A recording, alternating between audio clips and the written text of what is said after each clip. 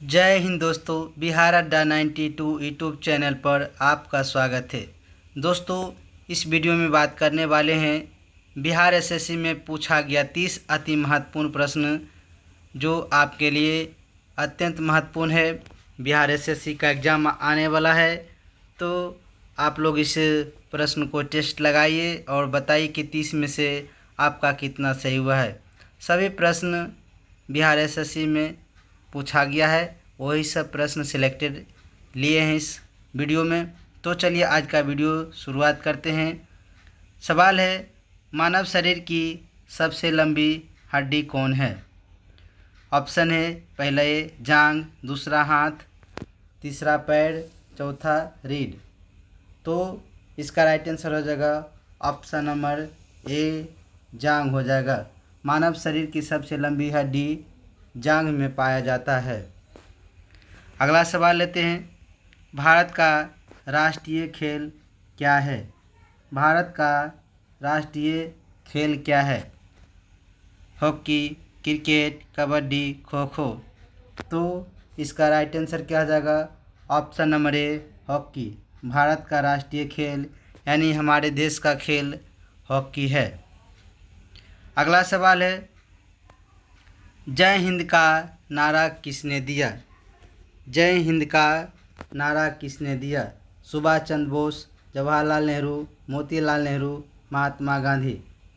तो इसका right answer हो जाएगा ऑप्शन नंबर ए, सुभाष चंद्र बोस ने जय हिंद का नारा दिया था। अगला सवाल लेते हैं, किसने कहा कि तुम मुझे खून दो मैं तुम्हें आज़ादी दूंगा? किसने कहा कि तुम मुझे खून दो मैं तुम्हें आज़ादी दूंगा? तो इसका राइट आंसर क्या हो जाएगा? Option number D, Subhash Chandra Bose ने कहा था कि तुम मुझे खून दो मैं तुझे आज़ादी दूंगा।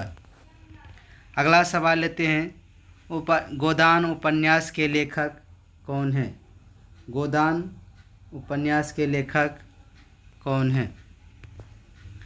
तो इसका राइट आंसर है ऑप्शन नंबर ए, प्रेमचंद।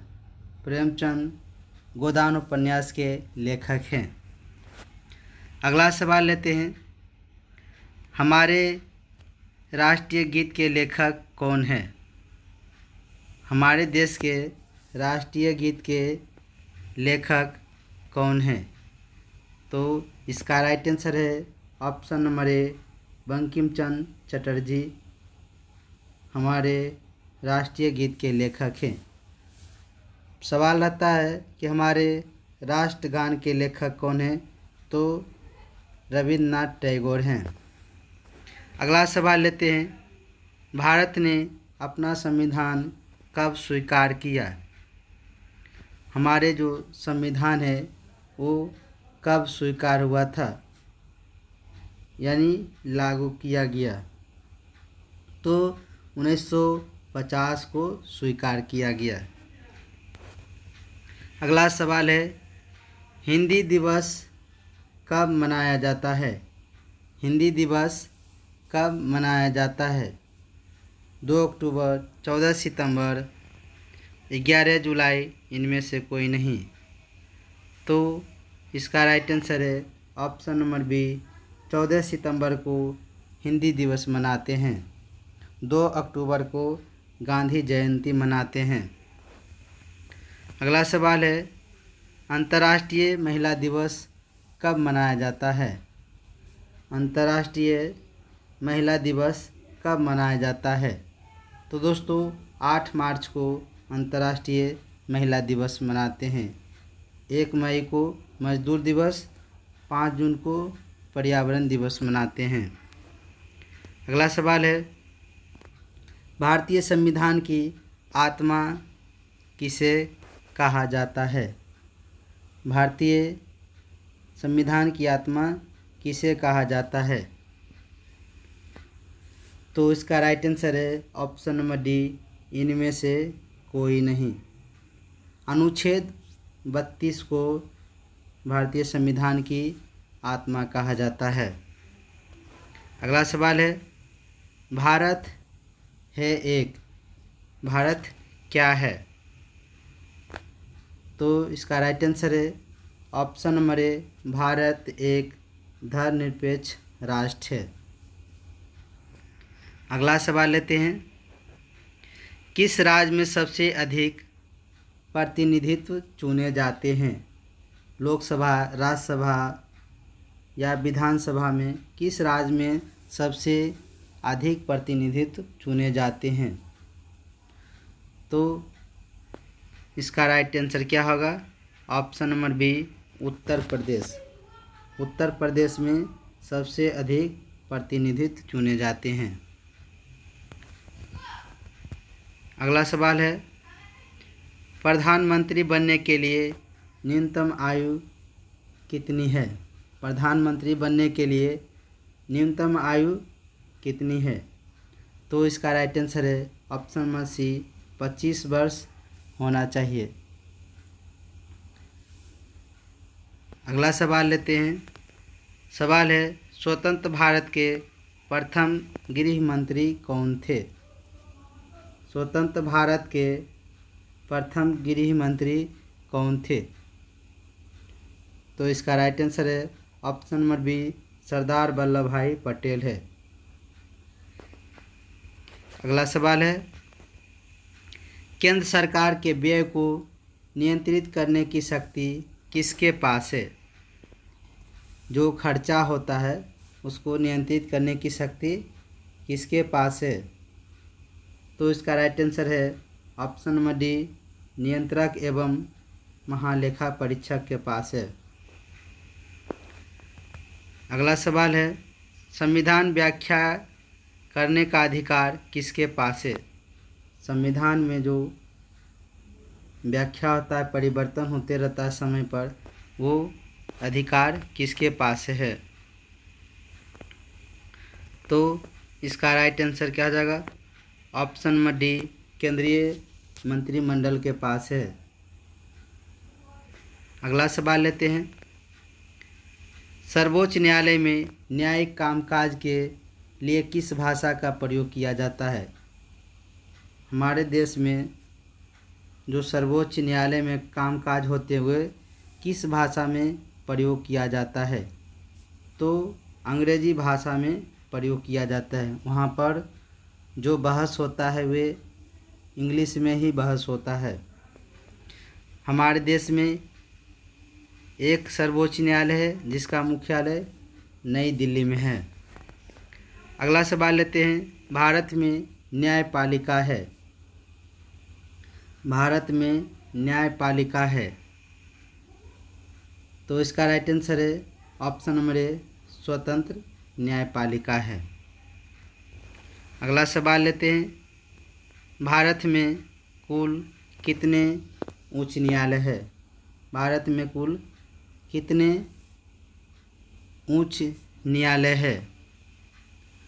तो इसका राइट आंसर है ऑप्शन नंबर डी, 25 उच्च न्यायालय है। अगला सवाल लेते हैं, ये 25 उच्च न्यायालय अभी वर्तमान के अनुसार है हमारे देश में। अगला सवाल है, भारत के प्रधानमंत्री अपना त्यागपत्र किसको सौंपता है? हमारे देश के जो प्रधानमंत्री हैं वो अपना त्यागपत्र किसके पास सौंपता है? तो इसका राइट आंसर है ऑप्शन नंबर डी, राष्ट्रपति को सौंपता है। अगला सवाल है, राज्यपाल में किसका प्रतिनिधित्व होता है? प्रत्येक राज्य में राज्यपाल होता है, तो वो राज्यपाल राज्य में किसका प्रतिनिधित्व होता है? तो इसका राइट आंसर है ऑप्शन नंबर ए, केंद्र सरकार का प्रतिनिधित्व होता है। अगला सवाल है, उपराज्यपाल की नियुक्ति कौन करता है? उपराज्यपाल की नियुक्ति कौन करता है? तो इसका राइट आंसर है ऑप्शन नंबर ए, केंद्र सरकार। अगला सवाल है, राज्यों के मुख्यमंत्री क्या होते हैं? नियुक्त होते हैं, निर्वाचित होते हैं, मनोनीत होते हैं, चयनित होते हैं? ये सब प्रश्न सभी लोग कन्फ्यूजन हो जाते हैं। राज्यों के जो मुख्यमंत्री होते हैं वो क्या होते हैं?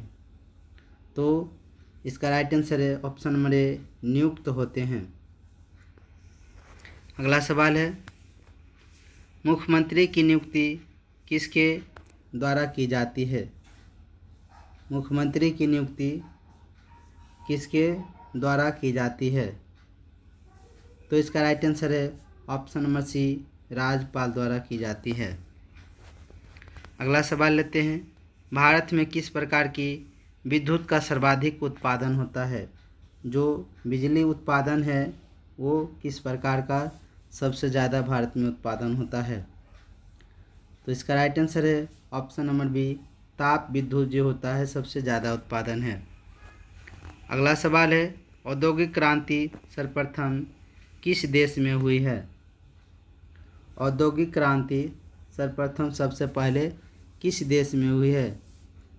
तो इसका राइट आंसर है ऑप्शन नंबर सी, इंग्लैंड में हुई है।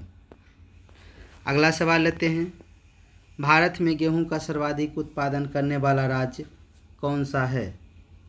भारत में गेहूं का सर्वाधिक उत्पादन करने वाला कौन सा राज्य है? तो इसका राइट आंसर है option number B, Uttar Pradesh में सबसे ज़्यादा गेहूं उत्पादन होता है। अगला सवाल लेते हैं, भारत में हरित क्रांति के जनक कौन है? भारत में हरित क्रांति के जनक कौन है? तो इसका राइट आंसर है option number D, M S. Swaminathan है। अगला सवाल लेते हैं, संपूर्ण क्रांति के जनक कौन थे? संपूर्ण क्रांति के जनक कौन थे? तो इसका राइट आंसर है option number C, Jayaprakash Narayan. कौन है? जयप्रकाश नारायण संपूर्ण क्रांति के जनक हैं।